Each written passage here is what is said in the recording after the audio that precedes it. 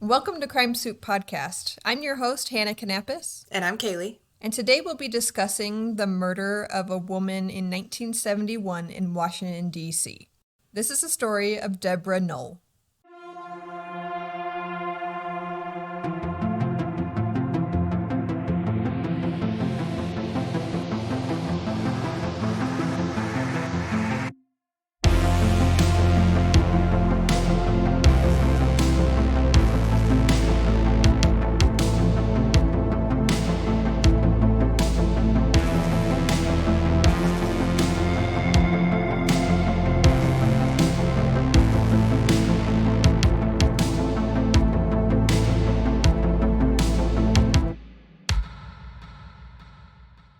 At about 5 p.m. on December 14th, 1971, 21-year-old Deborah Noel left work to go to her apartment in Northwest Washington, D.C., where she was planning to make dinner for herself and her boyfriend, a man named Richard Eckroyd. This was the first time Deborah had been back to her apartment after she spent 2 weeks staying with family. Richard got to Deborah's third-floor apartment about an hour later, about 6 p.m., but he became confused and worried when his knocks went unanswered. That's when he heard Deborah scream. And then, a gunshot. The door was locked. Richard couldn't get inside, so he rushed to get building personnel, and the apartment door was forced open. Deborah was already dead, lying on her bed next to an open window. She was nude from the waist down and had been shot in the left temple. Deborah's coat, pantyhose, shoes, and underwear were at the foot of the bed, and she had stockings tied around her left wrist and her neck. Dr. James Luke, chief medical examiner of the District of Columbia, performed Deborah's autopsy and concluded that she died of a close-contact bullet wound to the back of her head. He said the wound was caused by a large-caliber weapon with a very high velocity, likely a .357. What does that mean? Does that mean like a handgun or like a rifle type gun? So .357 just refers to the caliber. I have no idea what that means in gun speak. Yeah, so like the diameter of the bullet, he said, is consistent with possibly a .357 round. So I think a lot of revolvers are .357s. Okay. And then the autopsy technician also said he found sperm in Deborah's vagina. Okay. When police arrived to secure the crime scene, they immediately noticed something very odd. There were several vials of oil in the room, as well as on the ground below the open window, and each vial was neatly labeled with a handwritten tag. What the hell? My immediate thought is, did the guy who did this to her set up all this stuff as some like occultist or ceremonious type thing? That seems weird. And this is the 1970s, where like essential oils a thing, because I think that's kind of what these are. They find these vials, right? And she's up on the third floor. They find vials in the room and some on the ground outside, like at the bottom of the open window. So they think whoever killed her went out this window, right? Police then interviewed other residents and visitors of Deborah's apartment building and discovered that several people had seen a young black man wearing robes and a fez-style hat in the building on the days prior to Deborah's murder. Charles Wesley, who was the maintenance engineer, testified that he noticed that an external service entrance for building employees was closed but unlocked, and there were a few scrape marks below the doorknob. He also testified that on December 10th, 1971, which is 4 days before the murder, he was taken by surprise by a black man that he did not recognize walking around wearing an African gown and a fez. One of the creepiest witness accounts, in my personal opinion, however, comes from one of Deborah's neighbors, a woman named Susan Shook. So Susan Shook lived 2 doors down from Deborah and said that on December 9th, just 5 days before the murder, she had arrived home to find that the top lock on her door, to which she did not have a key, was mysteriously locked. After retrieving a key from the desk, she entered her apartment and found that her cats were hiding and appeared to be fearful. She found milk in one of the cat bowls, which she never fed them. She also said that the apartment smelled of perfume. So this is one of Deborah's neighbors, right? Yes, so this is the woman who lives 2 doors down from Deborah. Okay. And this all happened just 5 days before Deborah was murdered. Okay. So after this bizarre experience, finding the milk in the bowl and finding her door locked, the following morning, as Susan was getting dressed, she heard one of her cats growling. She walked toward the kitchen and saw the door that led from the kitchen to the hallway close very slowly and very silently. No. No, no, no. Immediately no. No. I would be freaking the fuck out. Did she freak the fuck out? I'd be freaking the fuck out. So she immediately locked the door and called the apartment building office. So this is when a man named George Crockett, who was an employee at the apartment building, he testified that he was the one who responded to Susan's call. He says that as he got off the elevator on the third floor, he saw someone coming down the hall wearing some robes that were cream-colored with fringe and a black fez on his head. Crockett said the man was black and had a goatee. He said that when he got to Shook's kitchen door, he noted that some of the paint appeared to have been scrubbed off the bolts and lock. What in the heck is going on? So, police were also able to trace the vials of scented oil found at the crime scene to a nearby shop called Phoenicia Limited, which specialized in oils, incense, and other imported items, a lot of which was from India. The owner of the store, a man named Artis Hinson, told police that these vials definitely came from his shop and that the handwriting on the tags was his own. He was also able to tell police exactly who he sold them to and when. He said that one of his frequent customers was a black man he knew only as John, who wore African robes and a fez-style hat. Hinson said that he had sold these particular vials on December 6, 1971, only 8 days before the murder. He said that this customer, John, returned later and purchased more of the oil, which was unusual. When Artis asked John why he was purchasing more so soon, the man said he had lost his previous purchases going through a window. Okay. Okay, so my thought is obviously it's this guy, but I imagine he would stick out very much so in his beautiful robes and his fez hat, right? Yeah. So why was he, I don't understand why he was dressing like this, knowing that he would stand out. Like, no, like it drew attention to him in a place where he was doing these things, presumably, but I don't know. Like, okay, continue. I'll be quiet. No, I agree. It's really weird that he's committing crimes, right? It sounds like he's breaking and entering into places he doesn't belong, but he's not being conspicuous about it. And he's like lighting it up with these beautiful smells along the way. Like he was in that lady's house and he didn't do anything to her? Did he think the cats were going to attack him?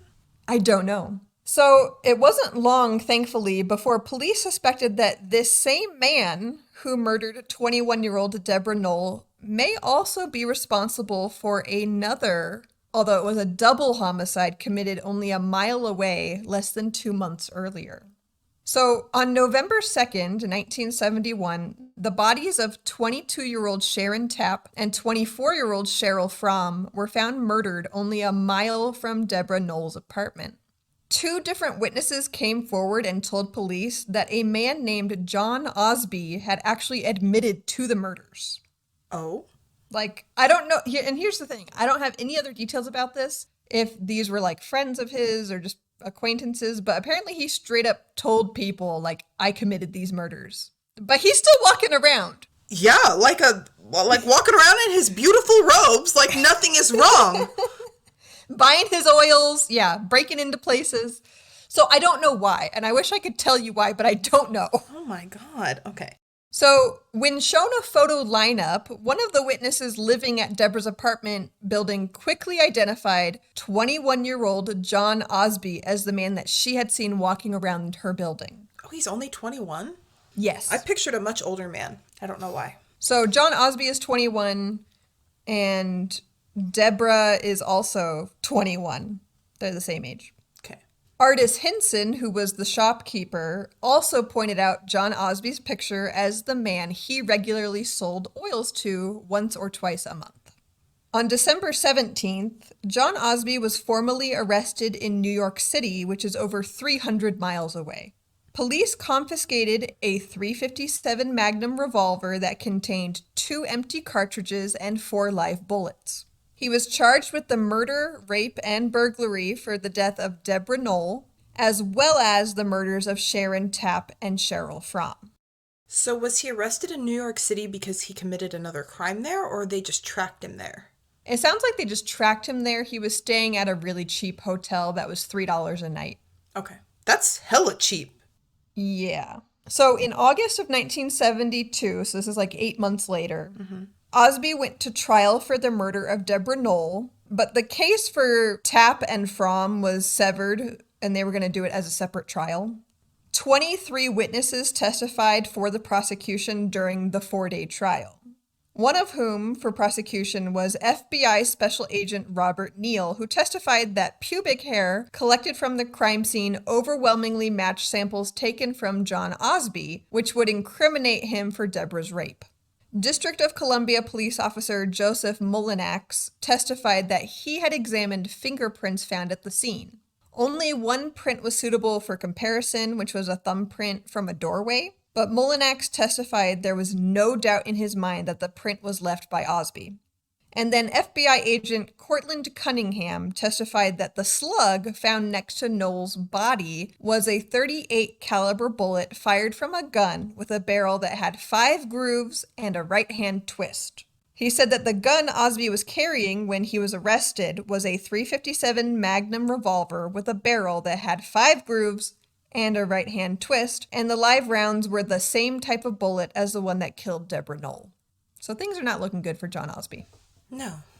But I will say that, like, just to be critical of a couple things, like the fingerprinting, like, they only found one fingerprint and it matched his perfectly. Like, fingerprinting is tricky anyway, but, like, yeah. I guess I'm being critical of fingerprinting, especially since they only found one fingerprint, and, like, it's yeah. Anyways. You know what else, too, that I was reading is that they pulled several fingerprints, but only one was usable, and they did not even check the vials of perfume for fingerprints. Oh my god. It's because everybody had already touched them before, maybe? Maybe. And also, yeah, I would be interested to see how they tested the pubic hair, because there's, like, you hear those things and you're like, oh yeah, money in the bag. Like, there's no way to dance around those. But there actually are. So in a lot of cases, you should be a little bit critical, or at least look into how police are matching these things up, because there are a few different ways. But I do think it was him. because this is just no way. There's just no way it's not him. What makes you say that, Kaylee? So John Osby's defense team called no witnesses. Their argument, simply put, was that John Osby openly admits that he was squatting in Deborah's apartment during her 2-week visit with her mother, but they claimed that John hadn't been present when she came home. Can you see how this is actually a pretty genius defense move, though? Yes. Was there DNA in 1971? No. Damn. So they cannot match the sperm. Yeah, that's what I was hoping. What they're left with is they have the vials of oil that they know he bought, which if he was squatting in her apartment, that's why they're there. The thumbprint, it's because he was squatting there. But how did they actually place him in the apartment at the time of her murder when nobody saw him go out the window, nobody saw him commit the crime? Yeah. The only thing they have is the pubic hair, because it was found with her nude body, and so they're like, yes, whoever these pubic hairs belong to raped her and killed her, right? Yeah, that makes sense. But what do we know about hair analysis? Hair analysis is actually really tricky. Basically, you have to, like, measure the diameter of, like, the core and then the outside, and it tells you, like, the age of the hair, and it all depends on whether or not the root is attached. It's not a cut and dry science. Yeah. But in 1971, it was like good as gold. It was Gucci. Oh man, are you telling me this man is innocent? So the prosecutor emphasized the hair comparison evidence as proof that Osby had committed the crime. The defense's closing argument noted that the fingerprint and oil found in the apartment didn't prove Osby committed the crime, only that he had been in her apartment, which he openly admits. In rebuttal, the prosecutor said that the rarity of Osby's hair characteristics amounts to a positive means of identification. What does that even mean, the rarity of his hair characteristics? He got like supernatural pubic hair? So I guess according to FBI agent Neal, who did the hair analysis, he basically was saying it's my expert opinion that the samples taken from him compared to what was found at the crime scene were just too similar to have been from hardly anyone else. I think he placed it at like only 5% of the African population would have hair like this. So he made it sound like this is most likely our guy. So hair analysis evidence is not even as reliable or accepted as much as DNA or fingerprint evidence. So fingerprint evidence is more accurate than hair analysis evidence. Yes. For the purpose of positively identifying a very specific person. Do you want to hear what the FBI said about hair analysis? They admitted that the testimony based on microscopic hair analysis was incorrect at least 90% of instances. 90%? 90%! So on August 24th, 1972, after only 90 minutes of deliberation, the jury convicted Osby of felony murder, rape, and burglary. Sentencing was delayed until Osby went to trial on the charges of murdering Sharon Tapp and Cheryl Fromm. That trial in January 1973 lasted 4 days and ended with the jury convicting Osby of 2 counts of second-degree murder. So he has 3 counts of murder that he's being locked up for. So he apparently admitted to killing Sharon and Cheryl? Are those their names? I can't remember. Sharon and Cheryl, I didn't look into that case. I know that he's convicted, but I don't know what his defense was.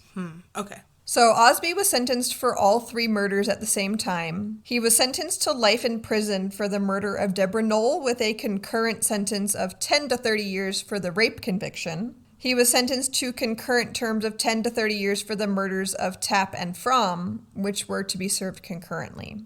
But then, in September 2015, right, so only 8 years ago, the U.S. Attorney's Office for the District of Columbia was reviewing old convictions that relied on hair analysis evidence, which had since been debunked. And after 47 years, John Osby's conviction for the rape and murder of Deborah Noel was overturned.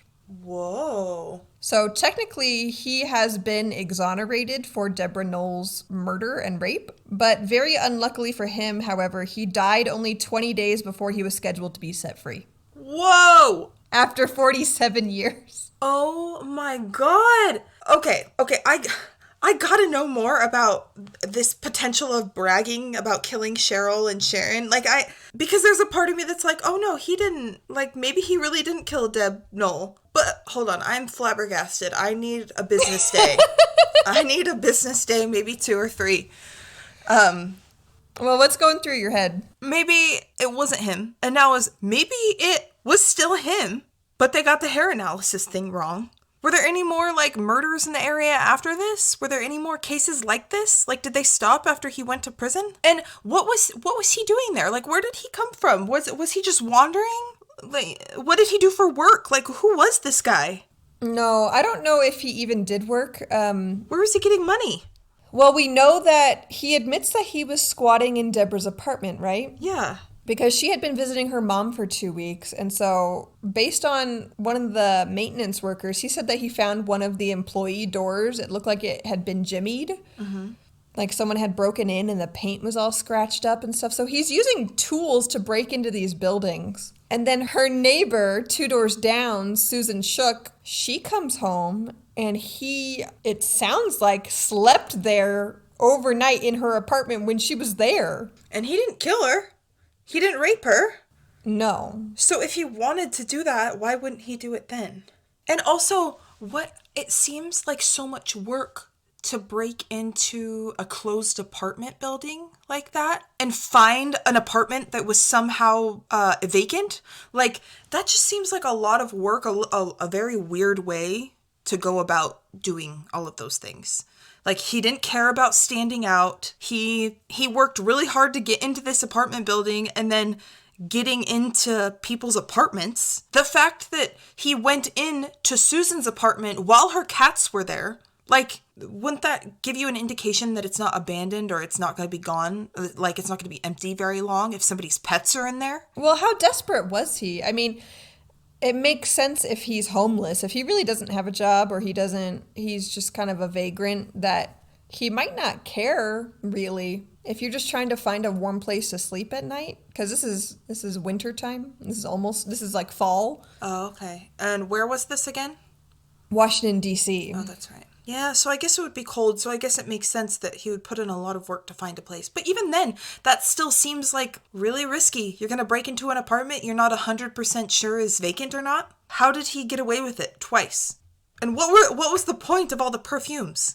I don't know, and I don't know enough about, like... Nobody talked to this man? Nobody asked him what the hell was going on? Yeah.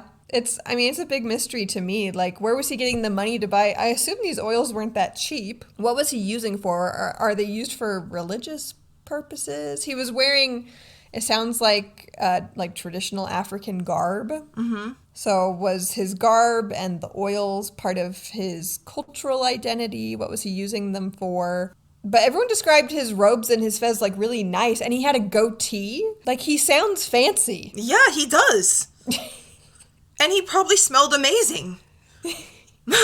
Actually, not probably. He definitely smelled amazing. But maybe he had to use the oils because he didn't have access to showers. I don't know. Well, clearly he did. He was in people's apartments. I guess I just don't understand. All of these things are just very strange. Like, he's very nonchalant about everything. He just kind of goes where the wind takes him.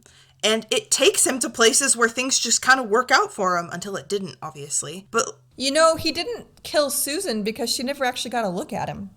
But he didn't even try to rape her. He could have done that in the middle of the night. It would have been really easy to overpower her while she's asleep. Put something over her face and like... Well, maybe he wasn't planning on killing Deborah. Yeah, because it sounds like he only did it because she screamed and he knew somebody was at the door. Yes, so it sounds like he panicked, opened the window, and fled. And, I mean, he did it so messily that he dropped a bunch of his vials of oil. Yeah, unless they were already... So it sounds like maybe he didn't even want to kill these people. But you're right, I don't know why he wouldn't sexually assault Susan. Yeah, and I'm, like, desperate to know what the reason is for Cheryl and Sharon, too. Like, and he's telling people he killed them. So, like, what is going on with this guy? Well, we know that Deborah, Cheryl, and Susan were all really young, close to his age, but I don't know how old Susan is. It's possible that she was older and he just wasn't interested. I don't know. I'm just assuming that Susan's older because she has so many cats. I still think that he did it, though. I think he got off on a technicality because they were using junk science. Because the window was open and his vials were found outside the window. And he told Artis Hinson, the shopkeeper, that he lost his vials going out of a window. Yeah, like he was just very nonchalant. He probably didn't think it would come back to him. No, he looked like a large man and a handsome man. You think he might be innocent, though? No, I don't think he's innocent. I just want to know why. Because this is like so strange and weird. Like, even people who squat don't do this. Like, were Cheryl and Sharon in their home? Do we know anything about that? It says that they were in their apartment. So they were actually Australian and they were visiting the United States when they were murdered. Woof. Yeah. They're like, let's go on a fun vacation to Washington, D.C. That'll be fun. It was not. It was not fun. They were in their apartment or hotel? Like, they were living here? The word that was used was apartment. And I don't know if that was a typo, but it said apartment. So maybe it was a long-term thing. I don't know. Yeah. But they were visiting from Australia. Because in other cases, like we have like the pattern of like deranged behavior, right? Leading up to this. Or like some type of backstory that helps us understand the type of crazy that these men usually are. But I feel like we have nothing. Like, we have absolutely nothing. It doesn't seem that complicated to me. He just is a squatter. He was in a desperate situation, and then occasionally he would assault people whenever he felt like it. I just don't understand the casualty behind it, I guess. Like, well, you and I obviously aren't going to understand the casualty of it because it's insane, but like, rapists are a dime a dozen. Unfortunately, yeah. That was upsetting. Thank you. I told you before we even started this episode that it was going to ruin your day and you're going to shit your pants. Well, luckily, no shit is in my pants. but my day is ruined. So you were right about one thing. I said the thing about shitting your pants because I felt like I was going to shit my pants about Susan Shook sleeping in her apartment and the man was probably there all night. Oh my God, I can't even think about that. I honestly can't even think about that. And her poor cat's hiding. Susan! They're like, wake up, Susan! Wake up! Okay, but like, I don't know if I would have spent the night there because there are some bizarre things that I think I could ignore and be like, I must just be going crazy. But one, finding your door locked when you never lock it and don't even have a key, and two, finding that somebody gave your cats milk while you were gone? No. I would absolutely be freaked the fuck out, and I don't think I could stay there. I wouldn't even like grab my purse or coat. I would just run out the door. I'd be like, yeah, we're leaving. Nar. Leave the cats. They can fend for themselves. I mean, clearly the cats were fine. He was setting milk out for them. Trying to make friends. Also, what kind of squatter? What? He set out milk for them? He was like my new friends for the next couple nights. This just goes to show that, like, people can care about animals but hate people. They're like, I am okay with rape and murder. That's fine. But these kitties need a fresh bowl of milk. Like, what? You know what I mean? Yes. I mean, I guess you could be an animal lover and a misogynist, so. People are all the time, unfortunately. All the time. So what is the moral of this story? If you think there's somebody in your fucking house, don't stay there. Number one. Number two, if you smell weird perfumes in your apartment after being gone for a while, get the fuck out of there. And number two, if your cats are scared, you should be scared. I mean, was that number three? I'd lost count. What's going on? You're on number 3, yeah. Well, that isn't even something that needs to be taught. Like, I feel like people who have cats are usually hyper aware of how their cats are acting. Yeah, and she ignored it. She was just like, well, that's weird. And then sleeps in her bed that night. Okay, you know what, though? Have you ever been so tired that you're like, you know what? If death comes tonight, so be it. Actually, yeah, I have. I'm like, you know what? Fuck it. If you see a monster or a shadow in your room and you're like, you know, at this point, I'm too tired to get out of bed, so the monster's just going to have to take me. Actually, I have a story about that. Do you want to hear it? Yes. So, on mine and James's 7th wedding anniversary, we decided to go to Paris, Idaho, to go to Bear Lake. And one of our family members has a house up there, like an old house that they've had for a long time, and they offered to let us stay there. And we were like, yeah, that sounds awesome. We go there, and it's like this super, super old house, like 100-year-old house for sure. And it feels haunted. Like it didn't help that we got there in the middle of the night. Like we drove there and we got there in the middle of the night. Probably like midnight is when we got there. And then we walked in and we found a bed, you know, and it just felt spooky. Like I felt spooked the whole time I was there. I just felt uncomfortable. And it was because it was a new space, and I always struggle with new spaces. And so I tried to chalk it up to that, right? There's nothing to be worried about. It was just a new space, and it was a very old house, and it was just making me nervous. We go to bed, and I wake up in the middle of the night, and I'm like groggy. It took me a really long time to get to sleep because I was so freaked out. Like I was just jumpy. And I wake up at some point in the night, and it's pitch black dark, but my eyes have adjusted to the darkness a little bit, and I can see somebody standing in the doorway of our bedroom. And my first thought is, you're dreaming. This isn't real, right? But I'm staring at this dark figure, and I can't see a face or anything. And they're just standing there looking back at me. And at this point, I'm like, okay, I'm waking up, and this is still there. Like, I'm still seeing this. And I start to panic. So, like, I'm going into full panic mode, and I start to sit up, and then the figure leaves. And so I'm like shaking James awake, and I'm like, there's somebody here. There's somebody in the house. There's somebody in the house right here. Like, I saw somebody in the doorway, right? And James is like, calm down. It's fine. Nobody's here. But he doesn't get up to check or anything, but he like calms me down, and he's like, you just had a bad dream. You're okay. And dude, he's gonna get murdered in a horror movie. Oh my God. And I wish I hadn't listened to him, because we closed our door when we went to bed that night, and I was like, okay, it's fine. James is right. I just had a bad dream. I'm just going to gaslight myself because there's no way that was real. And so I laid back down and I went to sleep. We woke up that morning. Our bedroom door was open. We closed it the night before. Neither of us got up that night. And so when we woke up, I was like, did you open the door? And James was like, no, did you? And so we had that like, what? No. I was like, was somebody actually here last night? And so that's when James was like, well, that was really weird, actually, that the door is open and neither of us opened it. And so he goes to check the front door and the front door's unlocked. And somebody wandered in and was staring at you sleeping, Kaylee. And I want to throw up thinking about it, truly and honestly. Like, even now thinking about it, I'm unwell.